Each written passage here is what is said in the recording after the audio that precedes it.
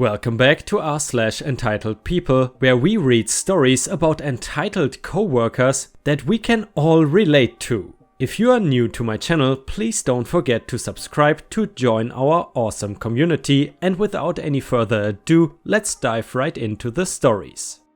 Worker does not do job, gets drunk at work, steals alcohol. I worked the stocking crew at a grocery store. We generally showed up a couple hours before the store closed, started unloading the truck, and by the time the store closed, we were about ready to put the product on the shelves. Simple work if you could get used to sleeping during the day. A new guy had just been working there a week when he managed to get himself fired in the most spectacular way. After we had unloaded the truck, the boss told this guy to go down and stock the paper aisle. That is where they have stuff like paper towels, toilet paper, paper plates, stuff like that. The boss went and did his aisle, figuring the coworker was doing his job. About halfway through our shift, we all went to lunch break. When the boss checked on the coworker, he realized the paper was barely touched. He had been at it for 3 hours, but it looked like maybe 20 minutes worth of work had been done. And the guy who was supposed to be working the paper aisle, he was not there. The boss found him in the break room, but he stunk. Like alcohol stunk, he was wasted at work. That is when it hit our boss. The paper aisle was right next to the aisle where they store the alcohol products. So instead of working, this guy was taking beer off the shelves and drinking them. Of course, the boss confronts him about it. He was shocked that the guy would do that. Of course, this worker, being as intoxicated as he was not thinking clearly, and he did not want to lose his job. So he came up with a really bad suggestion to try to keep it. He told the boss that he had filled a couple of grocery carts with beer and he was planning to sell them. If the boss did not fire him, he would let the boss have half the money he made selling the beer. Again, the boss was shocked. He just told the guy to get out of there, he is fired. Then he went back to the office to write up all the paperwork he needed to write up, like termination papers and an incident report. About 20 minutes in, he realized something. When he kicked the guy out, he never got the beer that he had loaded into a shopping cart. Sure enough, this guy had taken the cart with the beer with him. Fortunately, he was not very smart. Our boss was able to follow a little trail of beer cans he had left. Did not have to go very far to find him or the remaining beer. He was sitting under an overpass next to the store, still drinking beer and oblivious to the fact that our boss saw him. Naturally, that was when our boss called the police. I don't know whatever happened to him, but I know I never saw him at the store again, not as a customer and certainly not as an employee. Guys, did you ever have such a useless coworker? You know, my sister works in a big company and she says she's always surprised to see coworkers who pretty much do nothing all day and the only thing they do is take coffee or cigarette breaks. If you have ever known people like that at your workplace, please feel free to share with us in the comments. The next one is titled, Coworker thinks she is entitled to my baby. I had to run to the store to get formula and decided to bring my 9-week-old in the store with me. It was my first time taking her anywhere other than the doctor, so I was a little nervous. I decided to carry her and keep her covered since I was only getting one thing. I grabbed the formula and made my way to the checkouts when a coworker saw me. I did not see her, but she came straight over and tried to uncover my baby without even saying anything to me. I put my hand out, stopping her, and asked her what she was doing. She told me she wanted to see and hold the baby, since I have not really posted her on social media. I told her that the correct way to do that would be to ask, and even if she did ask, I would have said no, because it is flu and RSV season and I don't want people in her face or holding her. She muttered something I did not understand and walked off, and I walked to the checkouts. A couple hours after I got home, I was scrolling through Facebook and saw that she made a post about me. It said, I saw OP at this store today. She shoved me away from her, saying I cannot hold her baby. I could not even look at her baby. Parents need to stop being so selfish with their babies. Sometimes the baby's smile is what a person needs to make it through the day. Stop being selfish. Although I really wanted to respond to her post, I stopped myself. Why do some people think that babies are public property? If my baby is covered up, I don't want people in her face. No one is entitled to my baby but myself and her father. Damn, how old was that baby? Like 9 weeks old? What would you guys do if some random stranger approaches you in the store and tries to touch your baby? Let us know in the comments, and if you have watched until here, please don't forget to post some star emojis in the comments and also like the video if you want to support me. Thank you so much.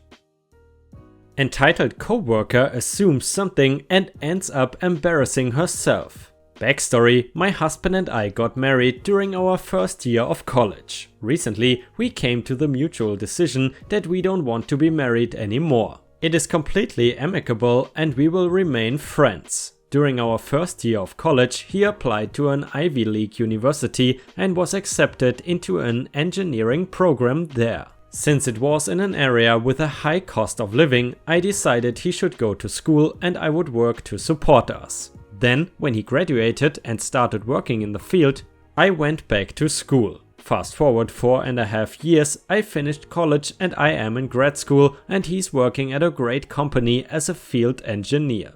On to the story. Last week my husband and I decided to meet at a restaurant for a late dinner to discuss our divorce. When I got there, he was talking to a woman and introduced her as a coworker who was meeting someone for drinks. We were asked if we minded being seated at the bar since the restaurant was crowded, and that was fine with us. So we sat down and ordered some food and drinks, then started talking.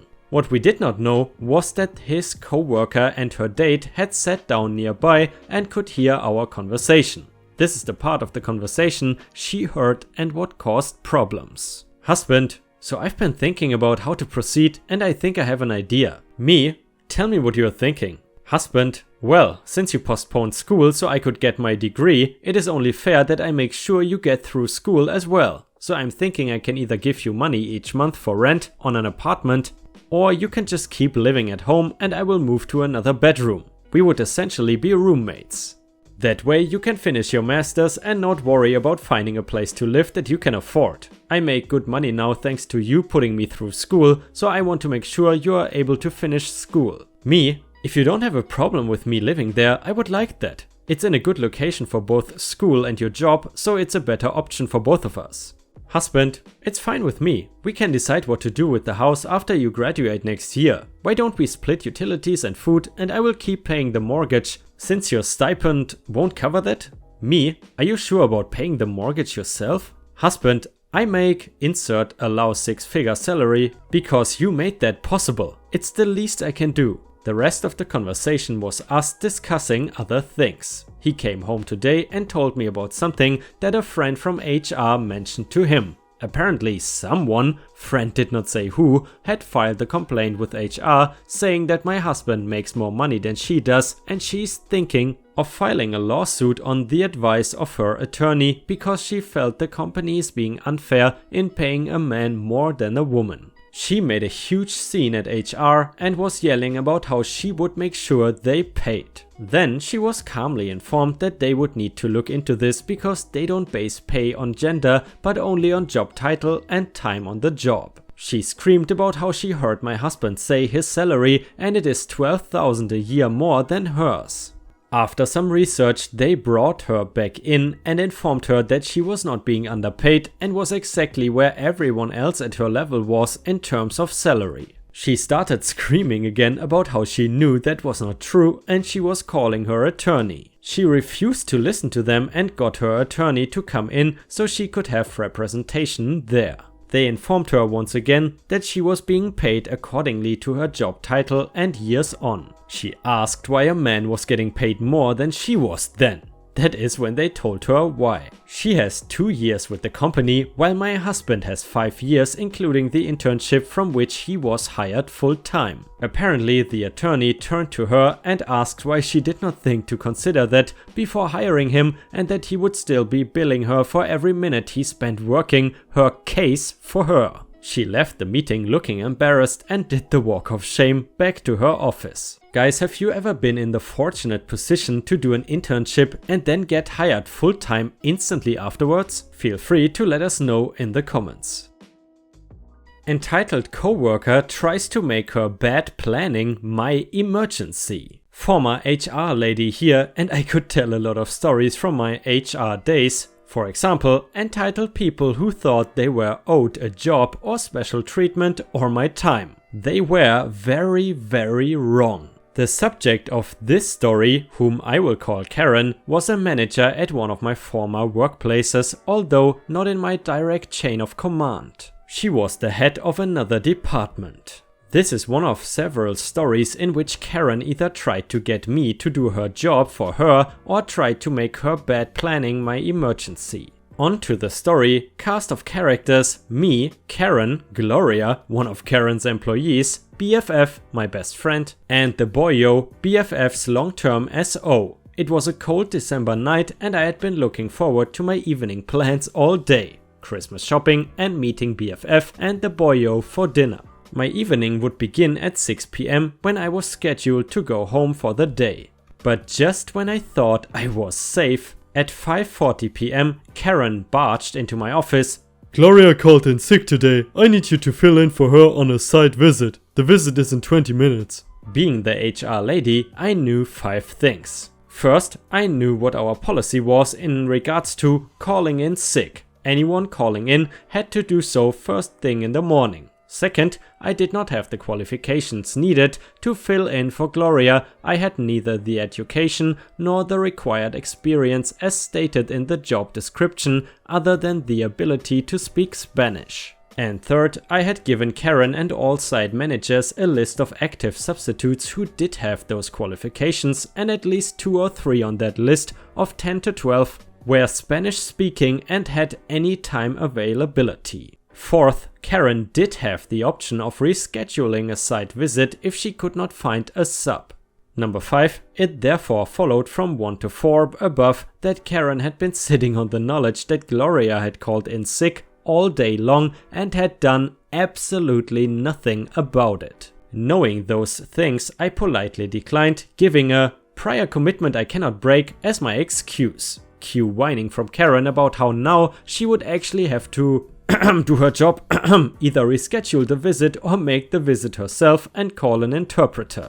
I guess you will have to, I replied. I'm not going to cancel my prior plans on such short notice. Karen flounced out of my office after that. I went ahead with my plans for that night and thoroughly enjoyed my Christmas shopping, my dinner, my friends, and my spine. I think OP meant to say her shiny spine. That's unfortunately a term we have not heard in a while. And by the way, one thing that I always wanted to ask but I've forgotten until now, do you speak any language other than English? I'm especially curious about how many people in the comments can speak Spanish.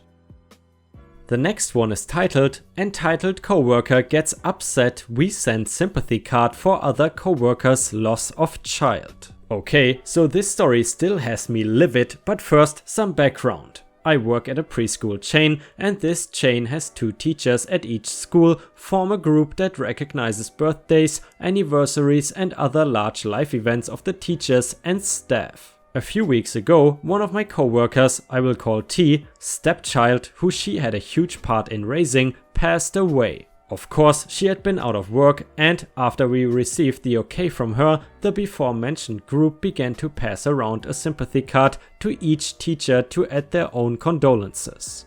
One of the teachers, who I will refer to as G, was one of the 2 employees in the group and is my co-teacher. After the card had been handed out to be signed, another teacher, we can call them J, intercomed down asking G to come see her. G was confused but went to see what was up. That was when G went off on her, yelling at her that nothing was sent around when she was grieving her loss a month prior. Now, J did have a loss in her family, it was her daughter's mother-in-law. J was really comparing the loss of a young child T had been raising for over half of his life to the loss of a grown child's mother-in-law. When G came back and told me this story, I was absolutely dumbfounded. This coworker has never come off as entitled or rude up until this point, but maybe someone out there can tell me if she was justified in feeling so offended by this stupid card. Thanks for reading. So guys, what would you say? Please let me know in the comments whether you think the behavior of the coworker was justified. And the last one is titled, "My coworker tried to bully/guilt me into working Thanksgiving for her." I am in the casino business. This of course means that major holidays are just another day for us, and requests off are limited for holidays if even allowed at all. For background, I am 35, single, and I have no children. I have been passed over on schedule rebids for weekends off because it is easier for you since you don't have any children. This of course gives me the midweek, Tuesday, Wednesday and Thursdays as my days off every week. I'm scheduled to work Friday to Monday. Since I have no family, I usually trade Thanksgiving and Christmas if they fall during the week, so other dealers with families can spend time with their kids. This year I elected not to. My best friend is going to randomly be in my city this week. His wife's cousin or something like that recently moved here and he will be spending the holiday at her house. This of course means that since I am off Tuesday through Thursday, I will be able to go out for some drinks Wednesday night with Ryan, and I have an invite to Turkey Day for the first time since I moved to this city. One of my coworkers, let's call her Karen, has been working for this place way less time than me. She beat me out of another schedule rebid recently because she has 3 kids and having weekends off to spend time with them is so important.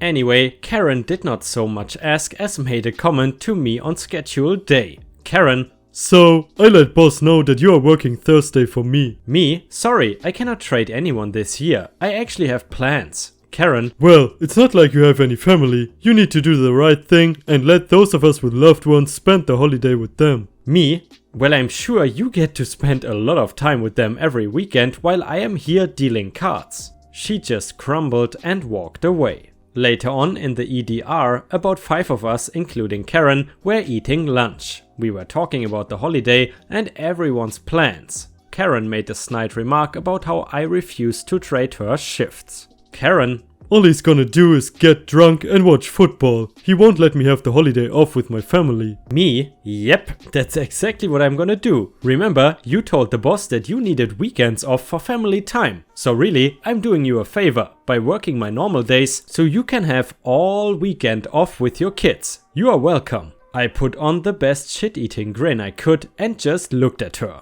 She was visibly displeased but said nothing else. My coworkers told me that she whined to them about what an a-hole I am after I left.